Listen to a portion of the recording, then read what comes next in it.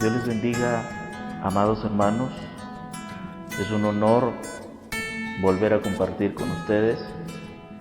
Hoy nos toca estudiar, como de costumbre, nuestra escuela dominical, la lección número 18, titulada El movimiento judeo-mesiánico. Y quiero invitarles a estudiar este tema importantísimo y leer en la palabra del Señor nuestra base bíblica, San Lucas capítulo 13, versículo 34 al 35. San Lucas capítulo 13, verso 34 al 35, y la palabra del Señor dice de la siguiente manera: Jerusalén, Jerusalén, que matas a los profetas y apedreas a los que te son enviados. ¿Cuántas veces quise juntar a tus hijos, como la gallina a sus polluelos, debajo de sus alas, y no quisistes? He aquí, vuestra casa os es dejada desierta, y os digo que no me veréis, hasta que llegue el tiempo en que digáis: bendito el que viene en el nombre del Señor. Vamos a ver la verdad central de nuestra guía, y la verdad central dice: el peligro del movimiento judeo-mesiánico no reside únicamente en las formas que promueve, sino en las doctrinas fundamentales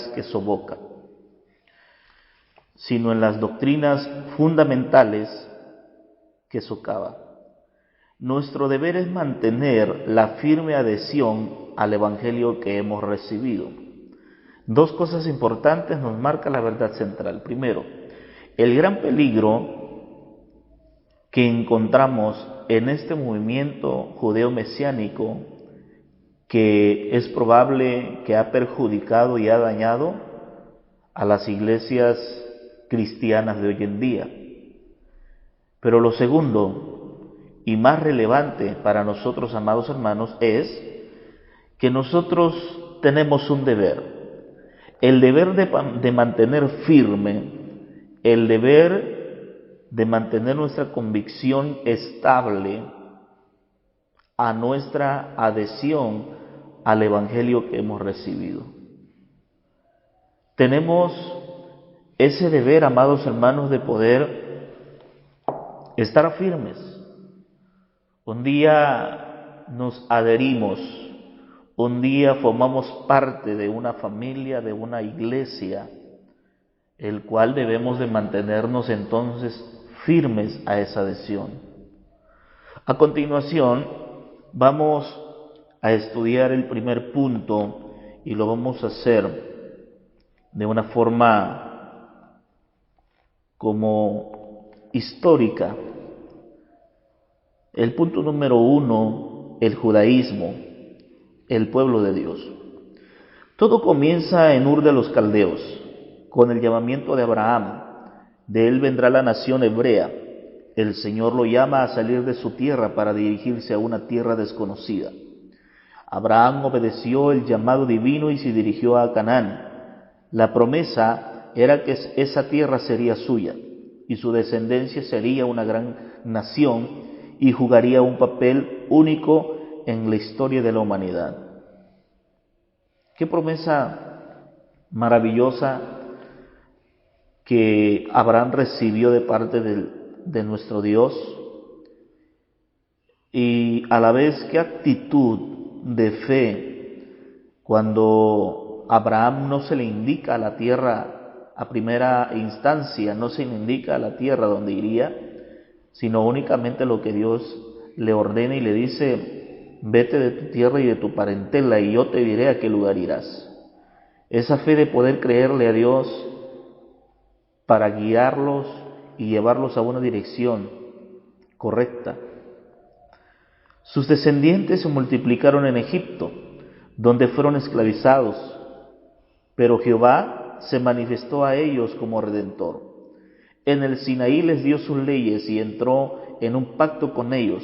Israel se convirtió en el pueblo de Dios, en una nación santa sobre la cual el Señor cumplía las promesas dadas a Abraham.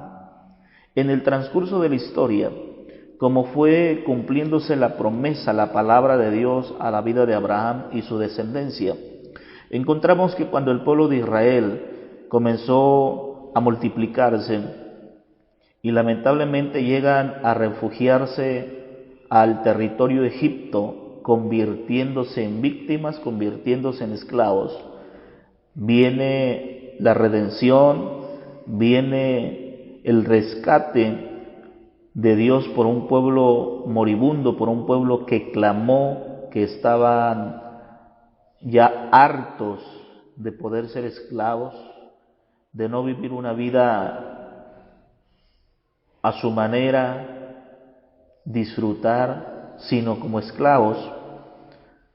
Dios levanta a un hombre, a un caudillo llamado Moisés, para liberar y libertar al pueblo. De allí lo saca y un encuentro con Dios para poderles dictar sus leyes, sus mandamientos, y de esa forma poder convertir a un pueblo, poder convertir a un pequeño grupo de gente en una gran nación, basado en las promesas de Dios dadas a un hombre llamado Abraham. Vamos a estudiar acerca sobre la religión judía. El judaísmo en su forma actual comenzó durante el exilio babilónico. El término judaísmo, del griego judaimas, comenzó a utilizarse durante el periodo intertestamentario por parte de los judíos de habla griega. El vocablo hacía referencia no solo a la religión judía, sino a todas las costumbres y forma de vida de los descendientes de Abraham. La ley judía recibe el nombre halaja, que significa forma de caminar o manera de comportarse. Es un conjunto de preceptos que regula no solo la actividad religiosa, sino todos los aspectos de la vida cotidiana. La halaja se deriva de la ley escrita y la oral. La primera se refiere a los escritos sagrados, el Tanaj o Antiguo Testamento, y principalmente a la Torá. Como se les llama a los primeros 5 libros, la ley oral constituye la explicación y aplicación de la ley escrita. Aparece bajo el nombre de Mishnah. ¿Cuál es la esperanza mesiánica? Los judíos aún mantienen la esperanza en la llegada del Mesías. Ellos rechazan a Jesús como el Cristo y como el Hijo de Dios. Vamos a leer en 1 Corintios capítulo 1, su versículo 23. 1 Corintios capítulo 1, verso 23. Nuestra lección dice: los judíos aún mantienen la esperanza en la llegada del Mesías. Ellos rechazan a Jesús como el Cristo y como el Hijo de Dios. ¿Por qué? El apóstol Pablo dice en 1 Corintios capítulo 1, verso 23, pero nosotros predicamos a Cristo crucificado, para los judíos ciertamente tropezadero, y para los gentiles locura. ¿Qué está diciendo el apóstol Pablo? Para los judíos fue una persona, nuestro Señor Jesucristo, común y corriente, una persona como usted y yo. Ellos no tienen la convicción de que nuestro Señor Jesucristo es el Hijo de Dios. Por eso nuestra lección dice que ellos siguen esperando a sus Mesías, la llegada del Mesías, del Redentor. Creen en el advenimiento de un descendiente de David que traerá a todos los judíos a la tierra de Israel, reconstruirá el templo y hará que todas las naciones lo reconozcan como soberano. Ellos automáticamente, amados hermanos, o lamentablemente más bien, están esperando a un Mesías que ya no será el verdadero Mesías. Cuando nuestra lección habla de que ellos esperan a un Mesías descendiente de David, que reunirá a todos los judíos en Israel y que construirá el templo, y ese entre comillas, Mesías, va a hacer que no solamente los judíos lo reconozcan, sino aún todas las naciones como soberano. Estamos hablando del anticristo. Ahí inicia una nueva era, la era mesiánica de justicia, paz y prosperidad para ellos, no para nosotros. Todos adorarán a Dios y estudiarán su ley a su manera, pero lo harán. Porque para ese tiempo en el que ellos estén adorando a su supuesto Mesías, es probable y lo más seguro es que la iglesia de nuestro Señor Jesucristo ya no esté aquí. Estemos reunidos en los cielos para adorar y glorificarle. En el punto número 2 quiero enfocarme un poquito más para poder tener un tiempo de explicación. El punto número 2, el judaísmo y el cristianismo. Las sectas judías. En el Nuevo Testamento se mencionan dos grupos religiosos en el seno del judaísmo. Estaban los fariseos, que se esforzaban por interpretar la ley y de tal manera que sirviese de guía diaria para el pueblo. En primer lugar tenemos a los fariseos. Habían dos grupos religiosos, dice la dicción. Entre ellos estaban los fariseos. Los fariseos se habían esforzado poder interpretar la ley y poder llevarla a cabo, que en su momento ellos lamentablemente, en su afán de interpretar la ley y de guiar al pueblo para que pudieran llevarlo en práctica, comenzaron a poner leyes, tradiciones y costumbres de sus propias personas, dejando a un lado los mandamientos, los estatutos de Dios. Es por eso que nuestro Señor Jesucristo les exhorta y les dice: vosotros habéis dejado los mandamientos y el único mandamiento que ustedes llevan a cabo es el mandamiento de hombres, que ustedes mismos han puesto. Ya no están viviendo bajo los mandamientos que yo di a mi siervo Moisés, sino están viviendo bajo un mandamiento que ustedes mismos han levantado y que se ha basado en sus tradiciones y costumbres. Eso era lamentablemente lo que hacía este primer grupo religioso llamado los fariseos.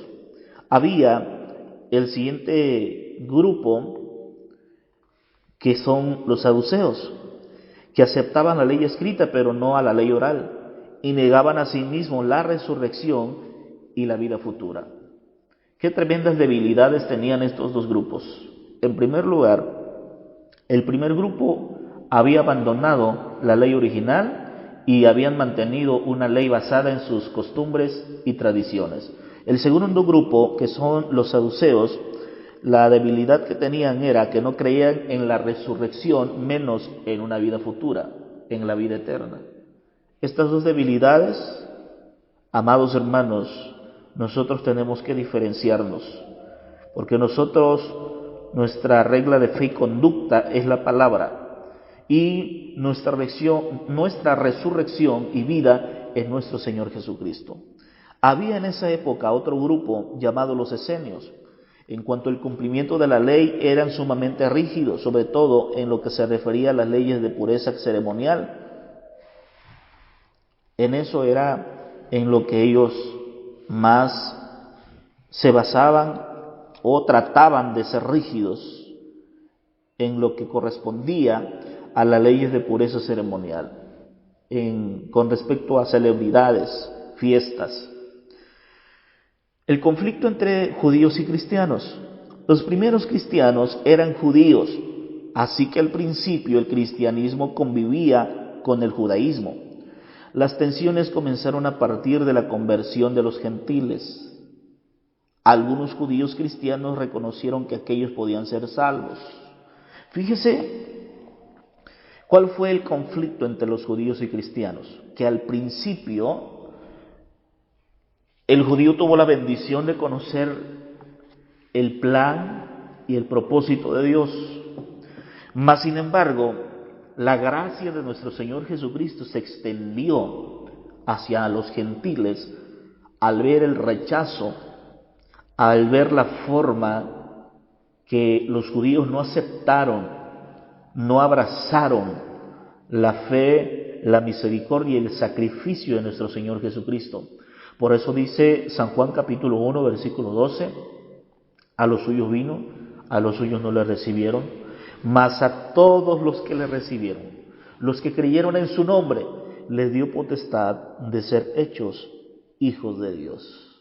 Aquellos no lo recibieron, los judíos no lo aceptaron como lo que él era, pero nosotros sí, los gentiles sí aceptaron, los gentiles abrazaron la gracia de nuestro Señor Jesucristo. Por eso dice, algunos judíos cristianos reconocieron que aquellos podían ser salvos, porque sabían que la gracia de nuestro Señor Jesucristo podía llegar hasta ellos, que la gracia de nuestro Señor Jesucristo no se limitaba a salvar solamente a los judíos, sino que podía salvar a todo aquel que viniera rendido a sus plantas. Hechos capítulo 11, verso 18 dice, entonces, oídas estas cosas, callaron y glorificaron a Dios, diciendo, de manera que también a los gentiles ha dado Dios arrepentimiento para vida. Fíjese qué maravilloso, amados hermanos. Los judíos mismos dándose cuenta, reconociendo que la gracia de nuestro Señor Jesucristo no se limitó para poder dar vida, para poder dar perdón, para poder dar arrepentimiento en nosotros. Entonces, pero otros afirmaban que también debían circuncidarse y guardar la ley mosaica. Hechos capítulo 15, verso 1. Vamos a leer la palabra del Señor. Hechos capítulo 15, verso 1. Dice la palabra, entonces algunos que venían de Judea enseñaban a los hermanos, si no os circuncidáis conforme al rito de Moisés, no podéis ser salvos.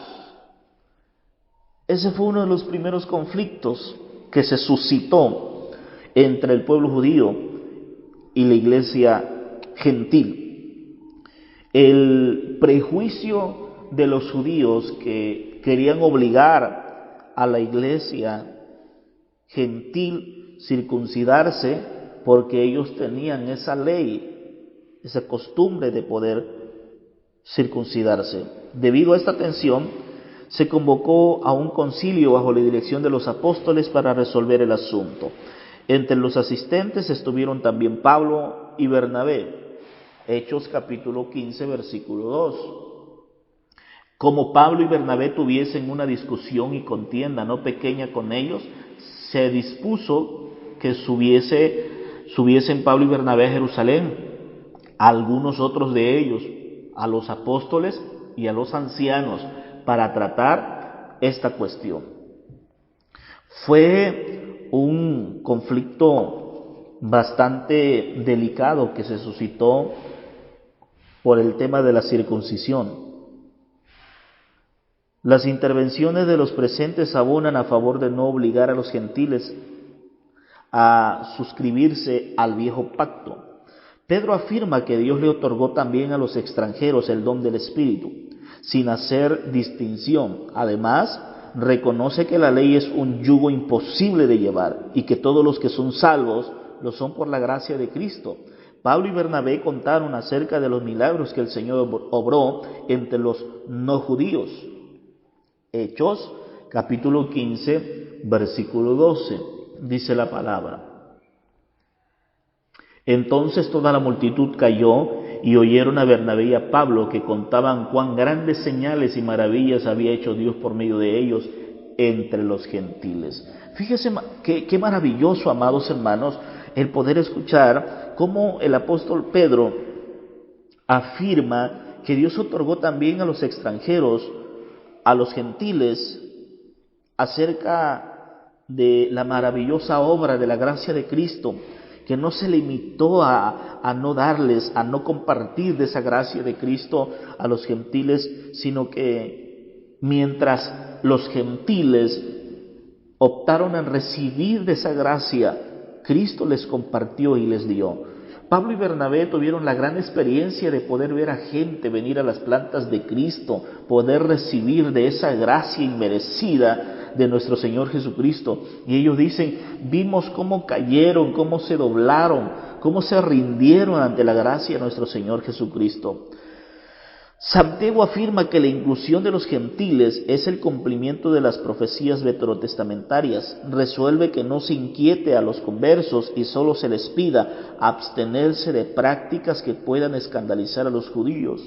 Analicemos Hechos capítulo 15, versículo 13 al 20. Dice, y cuando ellos callaron, Jacobo respondió diciendo, varones hermanos, oídme. Simón ha contado cómo Dios visitó por primera vez a los gentiles para tomar de ellos pueblo para su nombre. Y con esto concuerda las palabras de los profetas, como está escrito, después de esto volveré y reedificaré el tabernáculo de David que está caído, y repararé sus ruinas y lo volveré a levantar, para que el resto de los hombres busque al Señor y todos los gentiles sobre los cuales es invocado mi nombre, dice el Señor, que hace conocer todo esto desde tiempos antiguos, por lo cual yo juzgo que no se inquiete a los gentiles que se convierten a Dios, sino que se les escriba que se aparten de las contaminaciones de los ídolos, de fornicación y de ahogado y de sangre. La decisión que ellos toman fue una decisión guiada por el Espíritu Santo.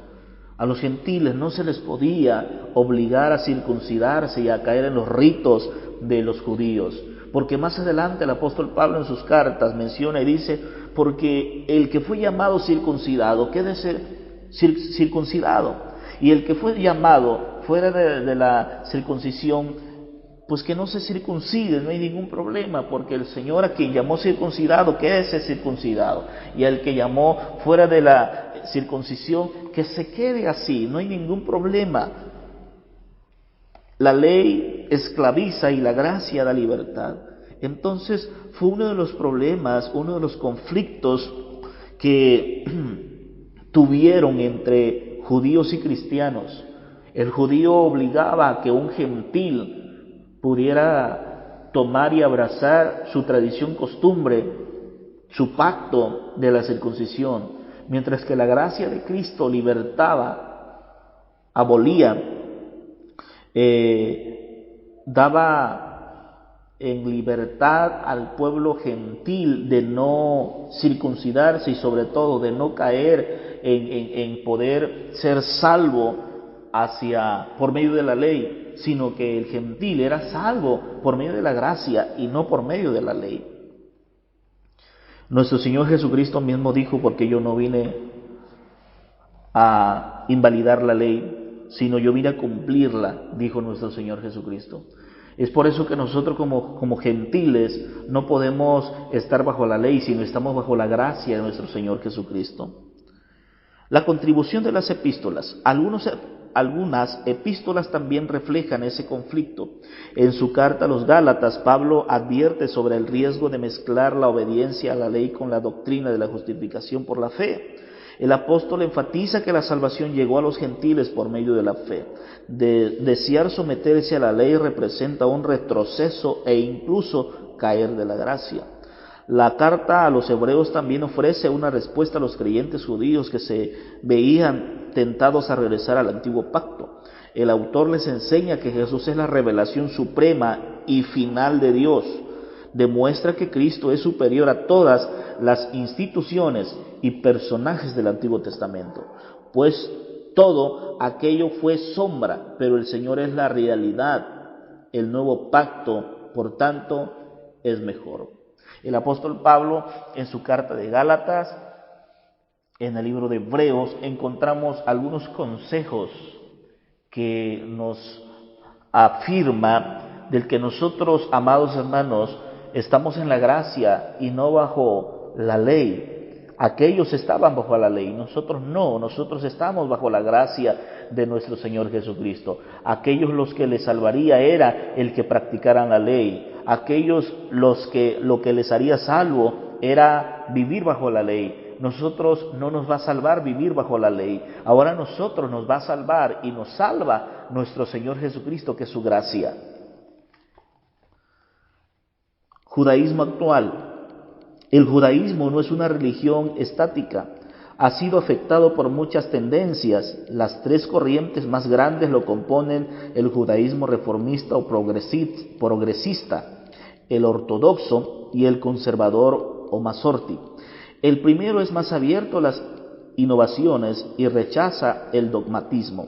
El judaísmo ortodoxo, por su parte, se postula como una reacción frente a las propuestas reformistas y muestra una estricta adhesión a la halajá. El judaísmo conservador es el punto intermedio entre el judaísmo ortodoxo y el progresista. Vamos a entrar al punto número 3. El movimiento judeo-mesiánico. ¿Cuál es su origen? El origen del judaísmo, del judeo-mesiánico, al hablar del movimiento judeo-mesiánico nos referimos a aquella corriente cuyos integrantes en su mayoría no son judíos, ni por ser descendientes, ni por tener la nacionalidad, y ni siquiera por sus creencias, aunque a veces se presentan como tales. Este movimiento cobró fuerza a partir de las décadas de los 70, bajo la iniciativa de Moshe Rosen y Martín Chernov, que sí eran judíos. Rosen fundó el movimiento Jesús, convencido de que podía atraer a los judíos si veían a los protestantes vestidos con la indumentaria judía. Eso fue una de las estrategias de estos dos hombres para poder llevar a cabo su objetivo. Uno de ellos, que fue Rosen, fundando un movimiento llamado Jesús, estaba convencido que podía atraer a los judíos a él o a ellos, mientras él vestía a los gentiles como judíos. Eso fue una de las estrategias de este hombre. Ahora, el siguiente, que fue Chernov, por su parte se despegó más de la iglesia protestante y procuró consolidar aún más la identidad judía. Comenzó usando la música como una forma de atracción. Sus cantos eran denominados alabanzas davídicas. Luego abrió varias sinagogas mesiánicas. Sin embargo, la mayoría de los que se integraban no eran judíos, sino cristianos que se sentían judíos. Fíjese, qué tremendo el origen del judío mesiánico. Y esto, amados hermanos, hoy no podemos nosotros estar desconociendo la parte de este movimiento judeo-mesiánico. Recuerdo, y viene a mi mente, estando pastoreando en la Ciudad de México con mi familia, exactamente en la ubicación donde nosotros estábamos en el templo, a pocos metros teníamos una sinagoga de estas, de judeo-mesiánico. La actitud de estos hombres era pésima. Yo no sé si todos son así, pero la realidad es que la actitud, el comportamiento de ellos, por lo menos los que nosotros conocimos, los que nosotros tratamos en la Ciudad de México, era una actitud pésima. Ellos tenían la mentalidad judía, el ser superior a todos, siempre y cuando sean gentiles. Ellos veían con inferioridad a los demás. Ellos creían ser mejores y se sentían con una actitud arrogante, pésima ante los demás. Humillaban a los demás. Era algo asombroso ver sus actitudes. Gente que ni siquiera es judía, gente que, como dice la lección, no tenía ni la nacionalidad, ni mucho menos descendientes judíos. Mas sin embargo ellos se comportaban como un judío, pero no lo son. Lo que a mí me llamó mucho la atención es su manera de comportarse, de querer humillar a los demás, sentirse más que los demás y, entre otras cosas, de sus prácticas que ellos mantenían. ¿Cuáles eran sus prácticas y las doctrinas? A pesar de que el Nuevo Testamento claramente establece los lineamientos a seguir por parte de los gentiles en relación con el judaísmo, en la actualidad no solo algunas formas, sino también doctrinas propias de esa religión se han infiltrado en las iglesias evangélicas gracias al movimiento mesiánico. O sea, aunque la iglesia gentil se haya guardado y conservado en no mezclar prácticas o doctrinas del movimiento judío mesiánico, lamentablemente se han infiltrado. Por eso nosotros tenemos que saber la forma, la manera, cómo adoptar ciertas cosas que benefician a la iglesia, pero tenemos que ser sabios y prudentes. ¿Cómo vamos a hacerlo y de qué manera para no caer en esta situación, amados hermanos, como lo que explica nuestra lección? En cuanto a la liturgia, destaca la música cuyo contenido se relaciona con actividades o rituales del tabernáculo o el templo. Son comunes también las danzas judías, las cuales se acompañan la mayor parte de las veces de panderos y banderines. En algunas iglesias se han adoptado también el uso del shofar, adjudicando poder y bendición a su sonido.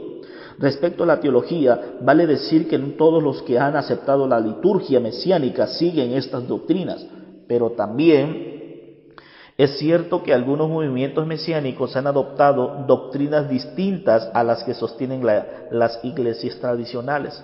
Algunos han dejado de reconocer a Cristo como Dios, por lo que diferencian la adoración que se da a Jehová de la que se le rinde a Jesucristo.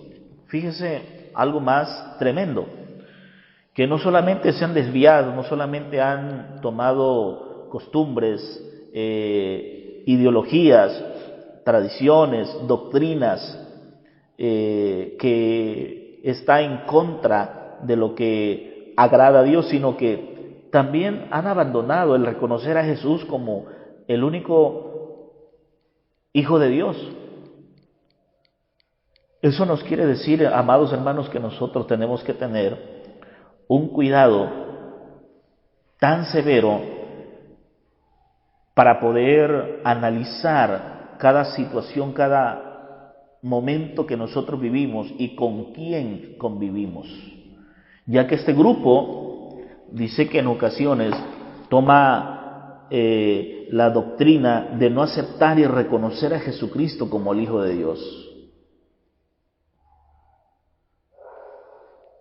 Otros rechazan la doctrina de la Trinidad.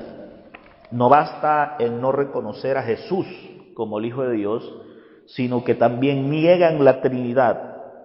No comparten la Trinidad, no comparten el creer y adorar en Dios Padre, Dios Hijo y Dios Espíritu Santo.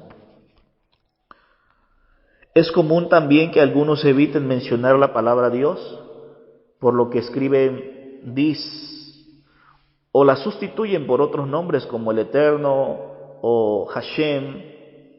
Sobre las Escrituras, algunos mesiánicos se han pronunciado en contra del Nuevo Testamento, traducido del griego.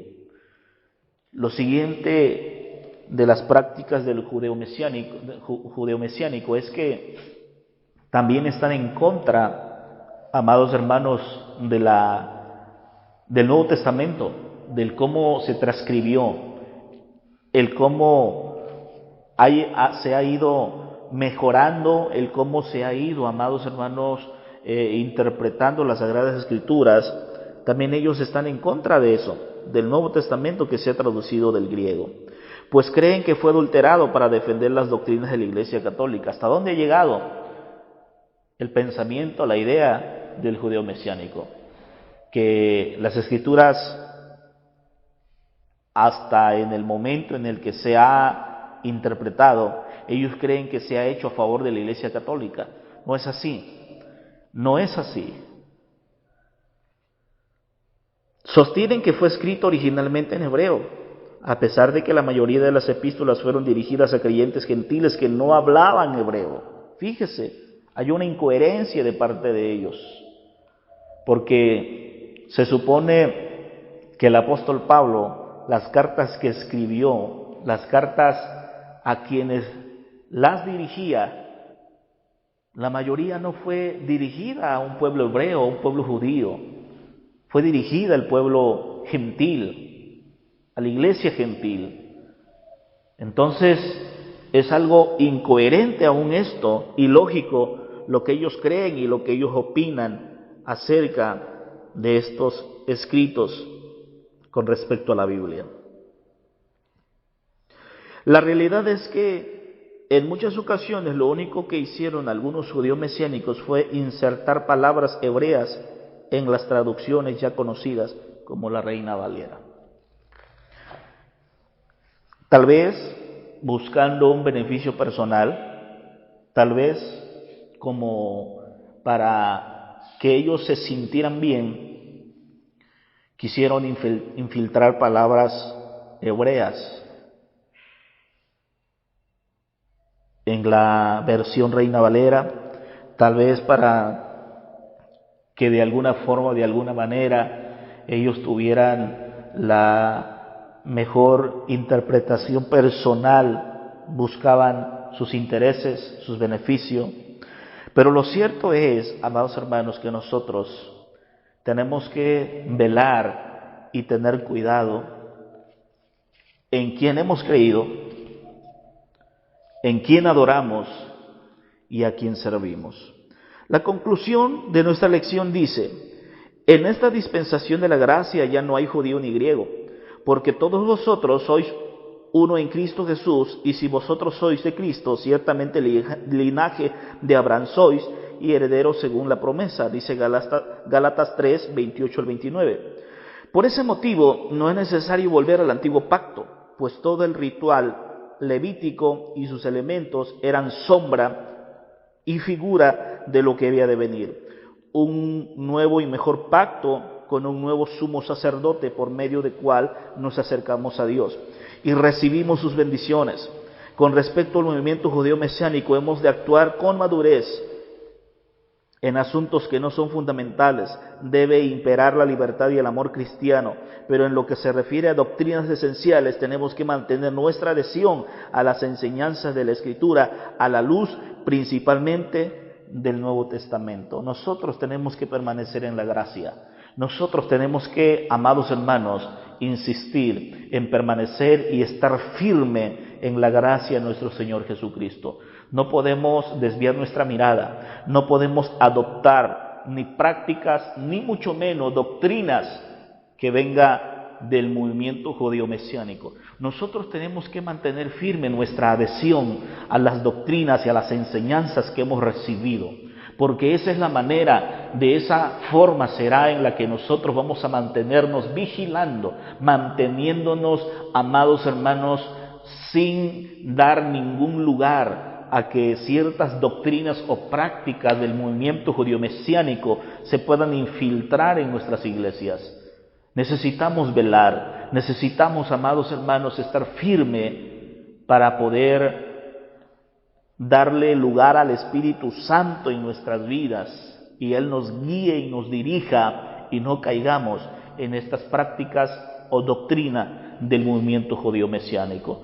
Oremos al Señor. Padre, en el nombre de Jesús, te agradezco por tu palabra, por la enseñanza, porque eso a mí me recuerda que fuimos salvos y que tu gracia un día nos alcanzó. Esto no nos limita a vivir con libertad, a pesar de no estar bajo la ley, bajo un viejo pacto, sino que tu gracia nos da la libertad y la pauta para seguirte y servirte. No es la ley ahora que nos salva, es tu gracia inmerecida en nuestras vidas.